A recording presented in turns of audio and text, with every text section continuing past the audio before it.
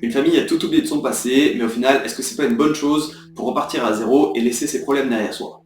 C'est ce qu'on va voir dans ce manga. Bienvenue dans Manga Express. Aujourd'hui, on parle de Ichinose's Family Deadly Sins de Titan 5. Like et abonne-toi si la vidéo te plaît.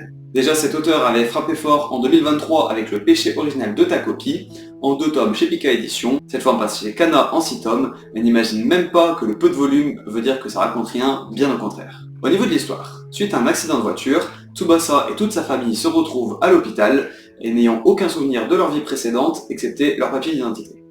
On rencontre un protagoniste naïf et joyeux qui essaie des idées improbables pour essayer de faire ressurgir des souvenirs à son père, sa mère, sa petite sœur et ses grands-parents.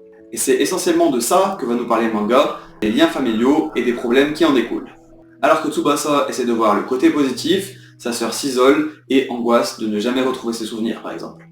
Mais on va aborder bien d'autres sujets, parfois durs, sans trop spoiler, il va être question d'infidélité, de vivre avec la maladie, de carrière toute tracée, de harcèlement, ou encore de ne pas être capable d'assumer sa famille. On a également le thème de l'identité qui est abordé, notamment cette planche qui m'inspire la question: est-ce que mon identité doit se baser sur ce que je suis aujourd'hui, ou est-ce que je dois correspondre à mes souvenirs? Bref, c'est totalement ma cam niveau message, mais niveau dessin, ça donne quoi? Et bah c'est très proche de ta copie, encore une fois. Ces visages avec un œil ouvert et l'autre à moitié, c'est typiquement Titan 5. Après, c'est un style particulier, moi j'aime moyennement le style. Il y a quelques déformations / problèmes de proportion, mais on peut pas dire que ce soit mauvais, il y a des bons décors, donc pas de soucis à ce niveau-là.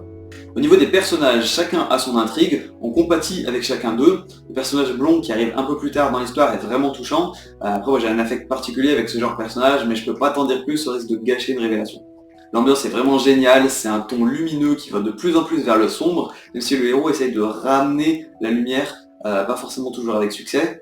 Il est tiraillé entre connaître la vérité et garder le sourire, chose qui n'est pas forcément compatible entre les deux, du moins dans cette histoire. Pour te donner une idée, le tome 1 met les choses en place, mais c'est vraiment dans le tome 2 que tu vas savoir si tu abandonnes ou si au contraire tu te plonges dans les abysses comme moi, et si c'est le cas, tu vas te régaler. Tu as pu voir en début de vidéo les notes que je mettais dans les différents critères, il ne me reste plus qu'à te dire de laisser un commentaire, et surtout de partager la vidéo à tes proches qui aiment les seinen, et quant à moi je te redirige vers une de mes autres vidéos. Ciao!